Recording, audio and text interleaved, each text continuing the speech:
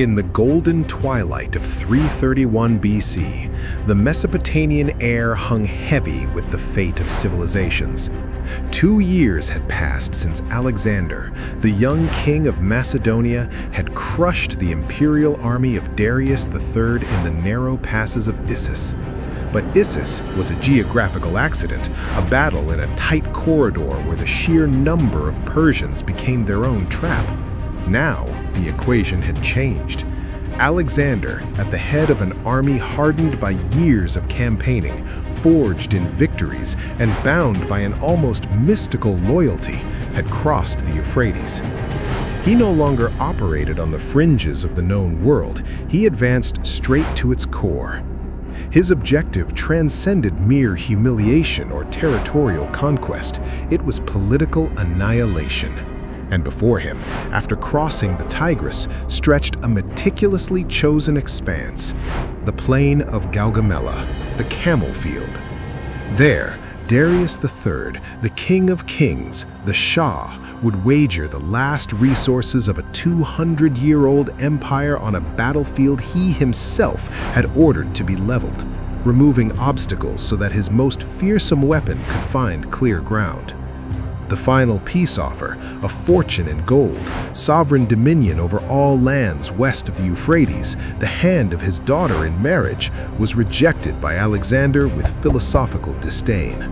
One does not negotiate with a usurper for what is already rightfully his, by spear and shield. The only remaining language was that of iron, and at Gaugamela, that language would be articulated by the throats of more than 250,000 men.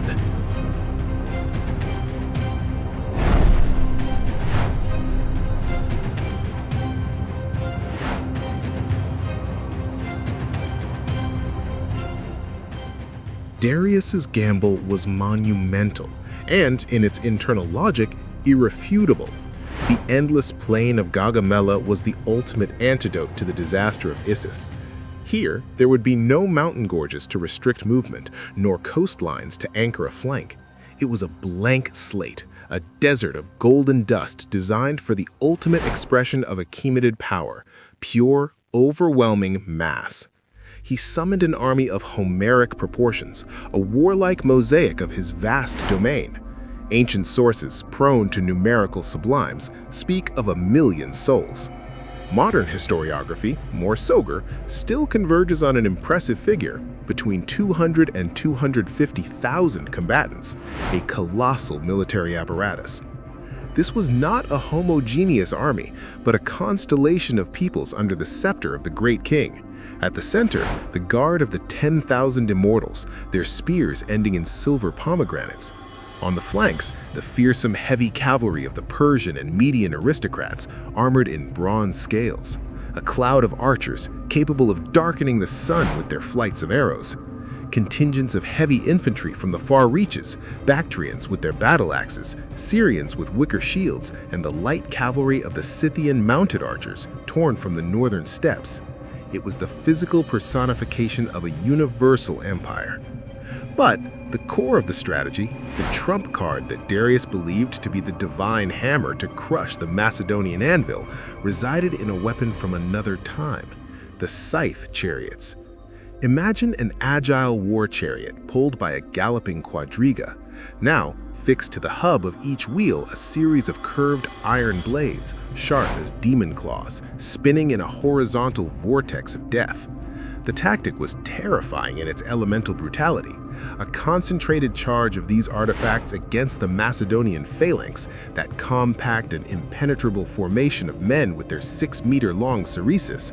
The spinning blades, in theory, would break the long spears like twigs, and more horrifyingly, sever the legs of soldiers in the front line, dismembering entire ranks in a cataclysm of blood and severed limbs. The resulting chaos and psychological horror would open a mortal wound in the Macedonian heartland. In Darius's mind, it was the perfect answer, brute force meeting inflexibility. While the phalanx was undone in its own carnage, his massive cavalry, flowing like a sea of bronze and iron, would engulf and crush the enemy's exposed flanks. It was a strategy of scale, of pure impact, worthy of an empire ruled by sheer magnitude. Darius was not seeking a stroke of tactical genius, he was seeking a demonstration of absolute power. He wasn't a chess player, he was a geologist, relying on the pressure of a continent to crush a rock. Alexander, on the other side of the plain, with his 47,000 veterans, a minuscule force in comparison, observed this colossus and didn't see an indestructible wall. He saw a giant with feet of clay. He perceived lines of communication stretched to their limit, units of disparate quality and motivation speaking 100 languages, and, crucially, he realized that the entire Persian plan revolved around a single, predictable, and rudimentary move. Above all, he identified with surgical clarity the center of gravity of that vast military organism. It wasn't a specific unit, nor a geographical position. It was a man. Darius III, seated in his golden chariot at the symbolic and real epicenter of its formation. For Alexander, such a defined target wasn't a threat, it was a strategic opportunity of absolute precision. The battle was already, in his mind, reduced to a simple equation. Reach that point, and the whole system would collapse.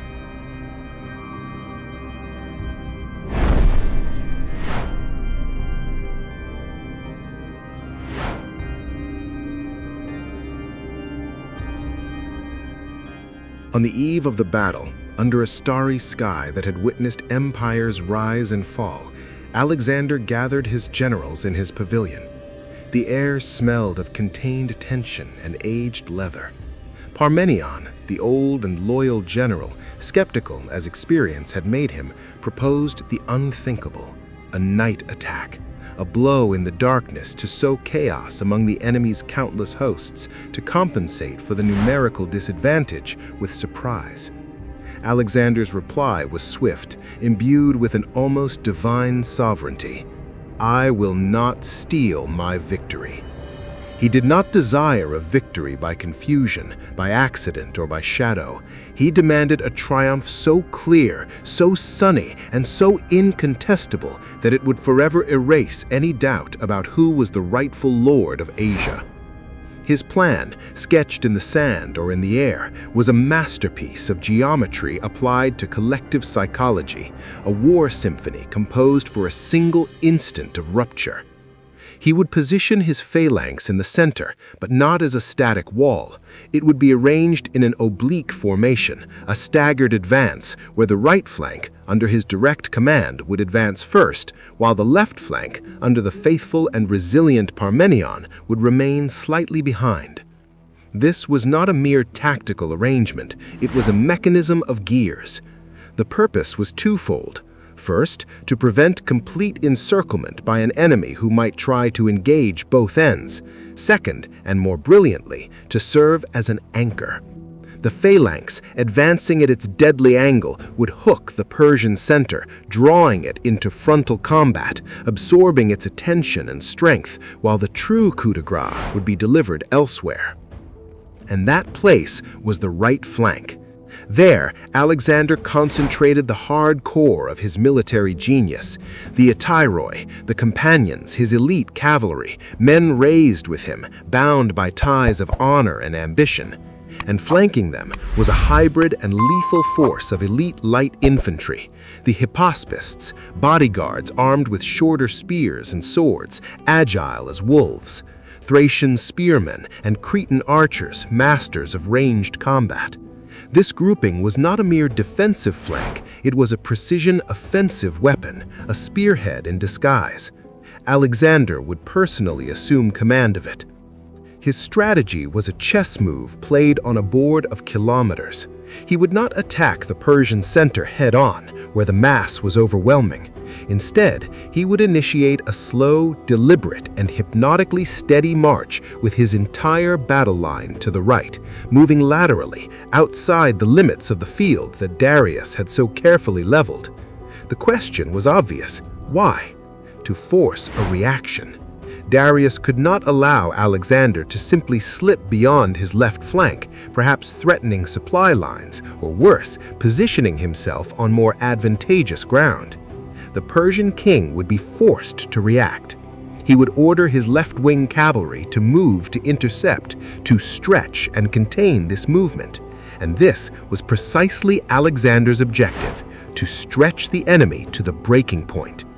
Each Persian cavalry unit that moved to cover this movement would create tension in the lines, stretch the army's cohesion, and critically could create a breach, a weak point between the Persian center and his now engaged left wing. Alexander was dancing a deadly minuet with his adversary, inviting him to stretch, to lose his balance. While this dance was taking place, the oblique phalanx, a disciplined killing machine, would keep the central line occupied. And on the Macedonian left flank, Parmenion and his intentionally weaker troops would have the Herculean task, the sacrificial function of simply absorbing and surviving the overwhelming assault of the Persian cavalry on the right wing, commanded by the talented Mazius. Everything, the delicate balance of this audacious plan, depended on perfect timing. It depended on the breach in the Persian defenses appearing at the exact moment when Alexander and his companions were positioned to exploit it. It was a gamble that balanced the fate of an empire on the blade of a knife. But Alexander did not rely on luck.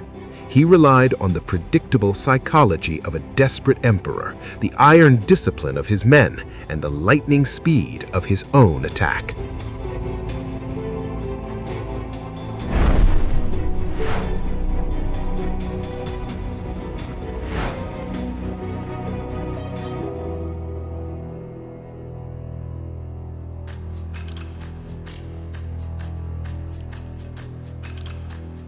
At the first glimmer of dawn on October 1st, 331 BC, the two armies emerged from the morning mist and faced each other across the dusty expanse.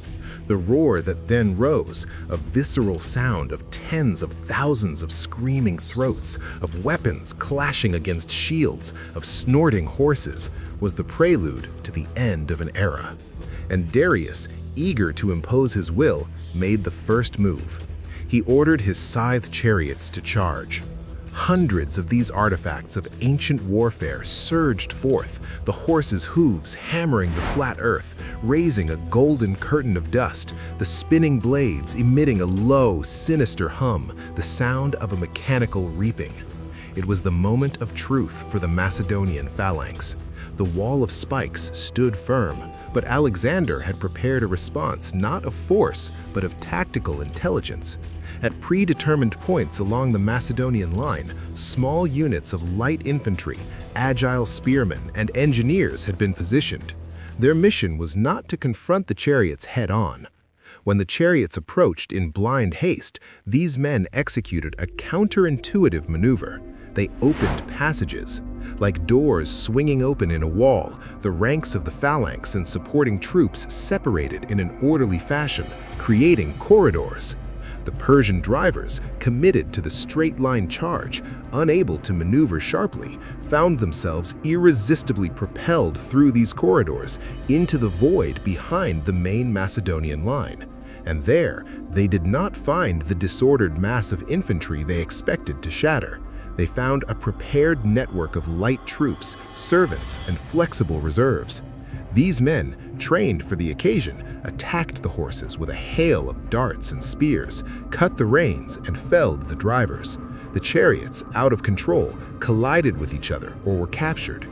Darius's great trump card, his weapon of psychological terror, was neutralized not by a frontal assault, but by an ingenious solution and impeccable discipline. It failed without even touching the heart of the enemy army. It was then that the real dance began. As planned, the entire Macedonian battle line, with Alexander visible at the head of the right flank, began its slow, methodical, and inexorable lateral movement to the right. It was as if a moving wall began to slip out of the frame. Darius, from his elevated position in the center, watched with growing alarm. He could not allow this. He ordered the massive cavalry of his left wing, including the fearsome Bactrian and Scythian horsemen, to attack to contain and engage Alexander. It was exactly the reaction the Macedonian had anticipated and desired. A furious cavalry storm descended upon the Macedonian far right. Wild and confused fighting broke out, spears against spears, swords against scimitars.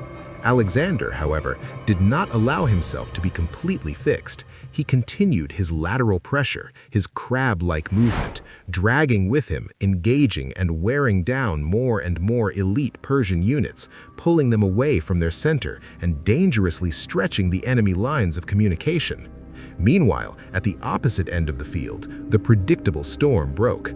Parmenian's Macedonian left flank was subjected to an overwhelming assault by the Persian heavy cavalry of the right wing, commanded by the competent Mazaeus.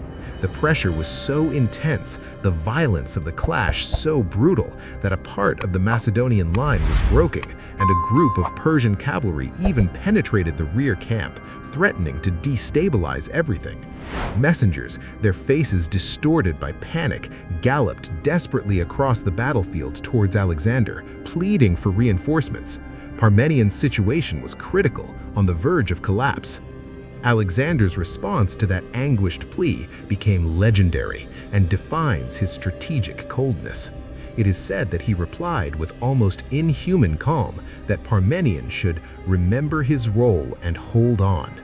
In his ruthless cost-benefit analysis, sacrificing the left flank was an acceptable price as long as it kept Mazaeus occupied. Victory, he knew, would not be won on Parmenion's defensive, but on the offensive he himself was preparing on the other flank. All his attention was fixed on the Persian center, which was beginning to show signs of strain. And then, under the oppressive midday heat, with the deafening noise of battle and the unbearable psychological pressure of seeing his plan crumble, Darius III made the fatal mistake. The mistake Alexander had orchestrated.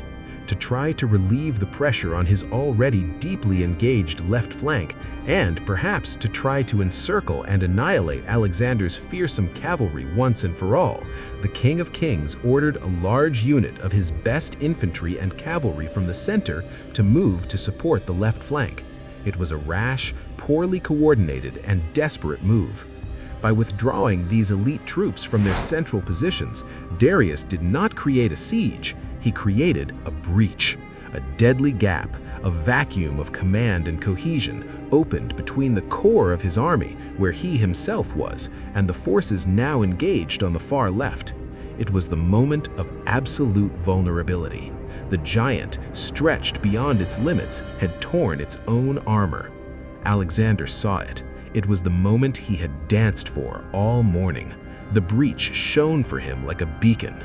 Immediately, he rallied his companions around him. He ordered the formation of the cavalry wedge, the emballon, a compact triangular formation designed to concentrate impact force at one point, and he would be that point. And then he charged. This was no conventional flanking charge, it was lightning. A direct, diagonal, furious, and mathematically precise charge across the tumultuous battlefield, straight to the heart of that breach. He didn't stop to engage peripheral units, he ignored everything around him. Like a surgeon who sees the exact point of the incision, he cut through the seams of the Persian army, tearing its inner lines. The Hypaspists, his agile elite infantry, rushed on foot, sweating and fighting to keep pace with the cavalry, protecting their flanks and consolidating the breakthrough. Within minutes, the companions' wedge, with Alexander at its apex, burst into the sanctuary of the Persian army. Suddenly, Darius, the King of Kings, the Lord of Asia, found himself facing a nightmare-made reality.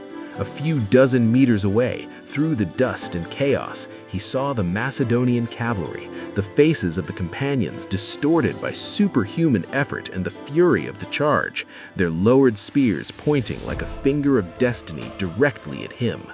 He saw his royal guard, the immortals, being swept away or falling into disarray, trying to contain the unstoppable onslaught. The sound that surrounded him was not the sound of his armies, but the roar of enemy horses and cries of death in a foreign language. And then a primal, irrational, and absolute dread seized the Achaemenid monarch. The weight of the crown, the vastness of the empire, the lineage of Cyrus and Darius, none of that mattered in face of that approaching living spear.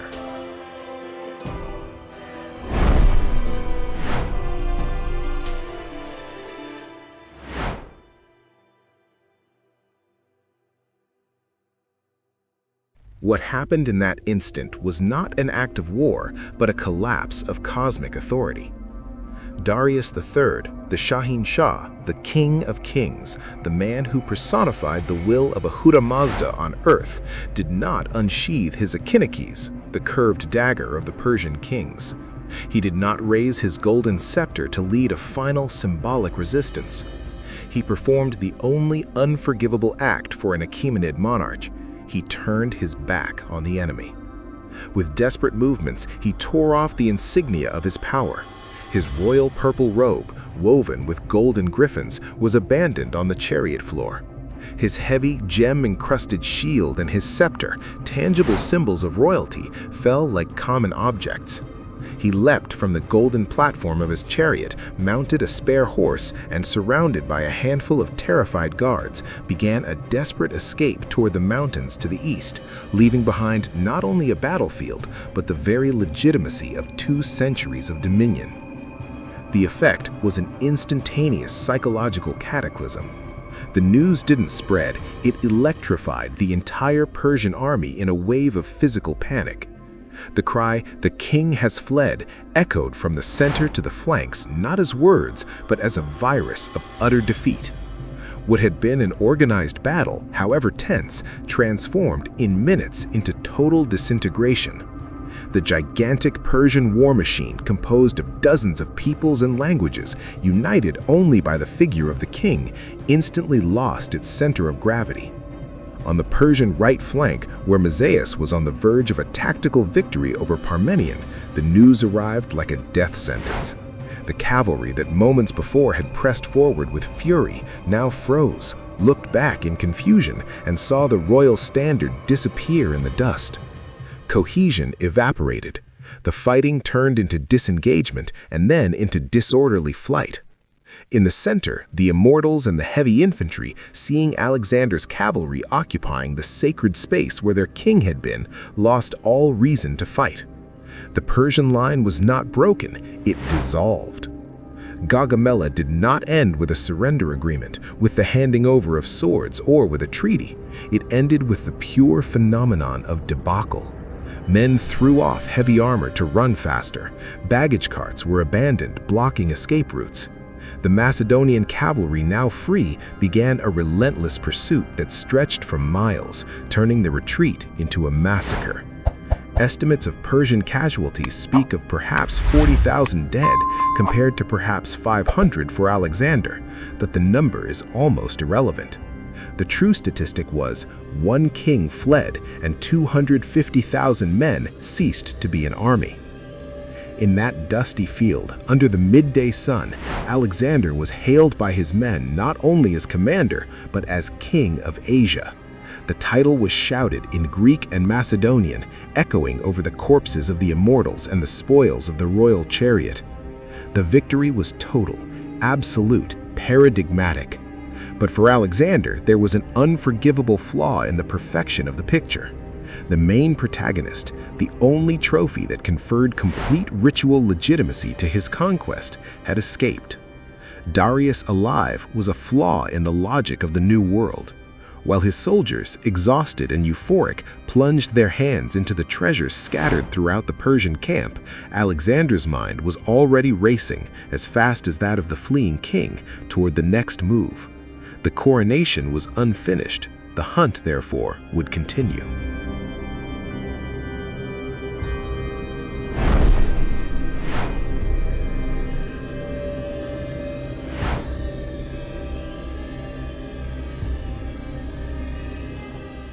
With Persian military power reduced to smoke and dust, the gates of the ancient world swung open for Alexander. His subsequent march was not a campaign, but a procession of surrender. The first to fall into his arms was legendary Babylon. The city, once the capital of Nebuchadnezzar, offered no resistance. Its priests and nobles, possibly dissatisfied with Persian rule, came out to greet him in a choreographed scene of spectacular submission. Streets sprinkled with flowers, altars smoking with incense, and piles of silver displayed at its monumental gates. Alexander entered not as a plunderer, but as a new sovereign legitimized by the local gods. He restored temples, offered sacrifices to Marduk, and presented himself not as a destroyer, but as the heir to the throne. Next, Susa, the administrative capital of the empire, capitulated without a blow. There, the treasures accumulated by generations of Persian kings were poured into his lap. The numbers are breathtaking: 50,000 talents of silver, mountains of gold and bars, purple fabrics worth their weight in silver. It was wealth beyond any Macedonian dream, enough to finance a century of campaigns. Philip II, his father, had died because of debt. Alexander was now the bank of the known world.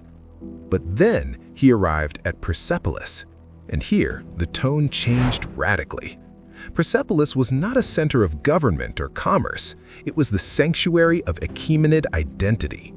Built on an immense artificial platform, it was an architectural declaration of divine power. The Apadana, with its colossal reliefs of tributary nations supporting the throne. The Tripolion, the private palaces of Darius and Xerxes. Every stone proclaimed, "Here resides the eternal glory of Persia." Taking Persepolis was one thing, understanding it another. For the Greeks and Macedonians, it was the ultimate symbol of Persian hubris, the place from which Xerxes set out to burn Athens.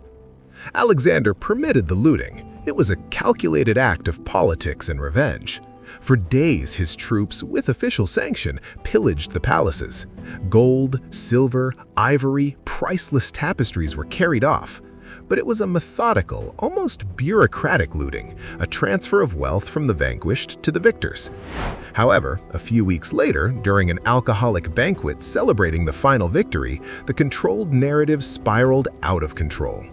The story, shrouded in legend and retrospective guilt, centers on the figure of Thias, an Athenian courtesan in the entourage.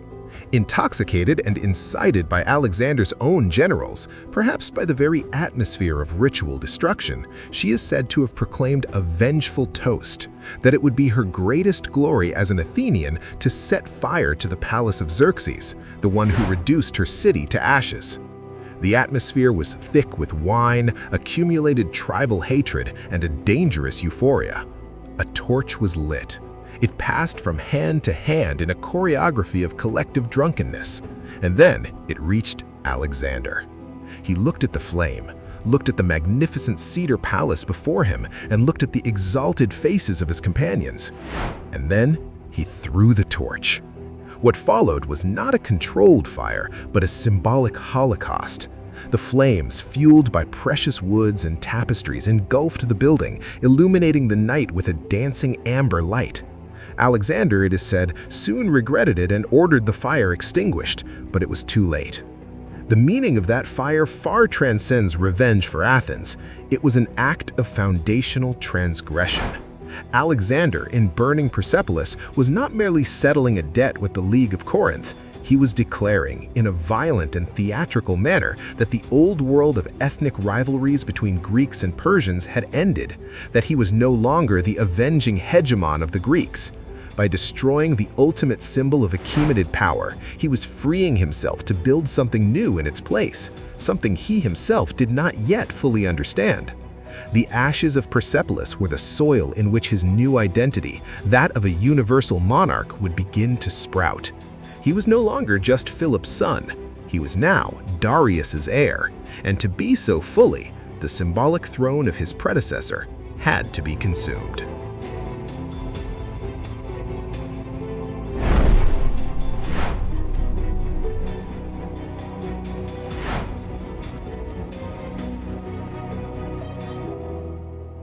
While the charred columns of Persepolis still smoldered, the last loose end of the empire demanded attention. Darius, the Ghost King, wandered the eastern provinces, a sovereign without an army, without a capital, without a treasury, but still bearing the deadly weight of his title. Alexander set out in pursuit, a hunt across the arid lands of Parthia and Media. It was a race against time and against the final disintegration of Persian authority. But history reserved for Darius an end that was the poetic antithesis of his flight at Gaugamela. The final blow did not come from the spear of a Macedonian, nor from the sword of a declared enemy. It came from the most intimate betrayal, the kind that corrodes from within. His own cousin, Bessus, satrap of Bactria and commander of the left wing at Gaugamela, saw in the king's misfortune an opportunity. In Bessus's eyes, Darius was no longer an asset, but a liability, a capturable symbol that could be used as a bargaining chip with Alexander, or eliminated so that he, Bessus, could rise as the new king of the eastern provinces. In a village near the Caspian Gates, what remained of Darius's itinerant court was involved. Bessus and his conspirators, all high-born Persian nobles, stormed the chariot where the deposed king was hiding. He was arrested, chained like a common criminal, and then, in the cynical desperation to erase his own failure, Bessus delivered the blows. It is said that Darius was stabbed and left to bleed to death by the roadside, abandoned by his last followers, who fled, taking with them the empty title of Artaxerxes V that Bessus now dared to claim. When Alexander and a platoon of light cavalry arrived, they found only a scene of pathetic desolation. Darius III, once lord of 20 nations, lay in a dirty campaign chariot, bloodied and already cold. The irony was tragic and complete. The man who had fled the field of honor to save his life had lost it at the hands of those he had trusted to protect it. Alexander's reaction to the body of his rival is one of the most studied and symbolic moments of his life. He dismounted and approached. The sources paint a picture of almost ritualistic solemnity. He is said to have taken off his own general's cloak, not a Persian royal cloak, but his own, and placed it over Darius's body. It was a gesture of warrior respect that transcended nationality, a recognition that this man, however flawed, had been the archetype against which he had measured his own greatness. But it was also a gesture of definitive appropriation. By covering the body with his cloak, he symbolically assumed responsibility for it, as an heir assumes the goods and funerals of his predecessor. "Raise him," he ordered his men, his voice perhaps laden with a rare emotion. "Give him a funeral worthy of a king. Send his body to Persepolis to be buried in the tombs of his ancestors, for he was my enemy." With Darius's death, the last formal obstacle to the world throne evaporated. Alexander was de jure and de facto the successor of the Achaemenids. The world throne was empty, and he sat upon it. But Bessus's act, instead of ending history, merely rewrote it. The enemy had changed. It was no longer a unified empire, but a treacherous ghost fleeing to the wild lands beyond the known horizon. The pursuit, therefore, could not end. It transformed from a war of conquest into a personal crusade of legitimation. And at this pinnacle of absolute power, Alexander must have felt a sudden chill beneath his newly acquired crown. The great goal of his life, the dream he had nurtured since adolescence, had been realized. And then, what came next? The taste of triumph mingled for the first time with the metallic and unsettling taste of emptiness.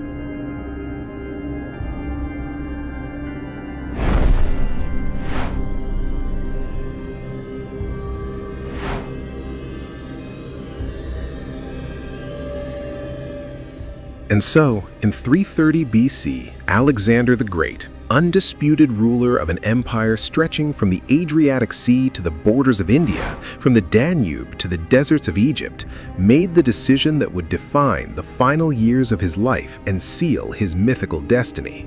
He did not return to Greece. He did not settle in Babylon or Susa to rule. He turned and marched eastward to the unknown heart of Asia. The immediate reason was Bessus, the regicide, who entrenched himself in the impregnable strongholds of Bactria and Sogdiana, in the shadows of the Hindu Kush Massif. But the true motivation was deeper, more obscure, and more dangerous. Alexander was not an administrator. Conquest was not a means to an end, it was the end itself. It was the language through which he expressed himself, the religion in which he believed, the only identity he had known since leaving the tutelage of Aristotle. The empire he now possessed was in essence Darius's Persia, only with a new king. And Alexander could not be content to be a copyist, a mere curator of someone else's inheritance. He was a creator, a Kitstis. He marched, therefore, not to consolidate, but to transcend.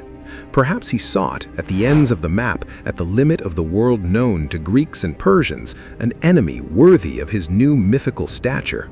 Perhaps he sought the legendary outer sea that, according to some, surrounded the earth. Perhaps he simply sought to escape the unbearable tedium of governance and the corruption of static power. But what awaited him was not the glory of another Gaugamela. It was a new kind of war, for which his army and his genius were not fully prepared. They were the phantom horsemen of the steppes, the nomads of Sogdiana and Scythia, masters of a shadow war, lightning attacks by mounted archers that vanished in the dust, stubborn refusals to engage in open battle, a geography of unforgiving deserts and vertiginous mountains that killed as many as the enemy. They were fortresses built on cliffs considered inaccessible, requiring sieges of desperate ingenuity. And, more threatening than any external enemy, was the weariness that was beginning to gnaw at their own creation from within. The Macedonian veterans, hardened by 10 years of ceaseless marches, now richer than their wildest ambitions, began to whisper the heretical question, why? They had avenged the Greeks, they had defeated the great king, they had become richer than they dreamed. Why march any further to a land of stone and ice in pursuit of a Persian ghost? The gleam of Susa's gold eclipsed the promise of more glory on the empty steppes. The Lord of Asia was about to discover that the hardest limits to cross are not those of empires, but those of human loyalty and purpose itself. He had conquered the world. Now, the world, in the form of untamed lands, elusive peoples, and disillusioned men, would begin to conquer him. The price of the world throne was not rest, but an eternal march. And ahead, beyond the stone mountains, awaited not only the Scythian archers, but the very demons of doubt and emptiness born in the heart of those who have nothing left to conquer but themselves.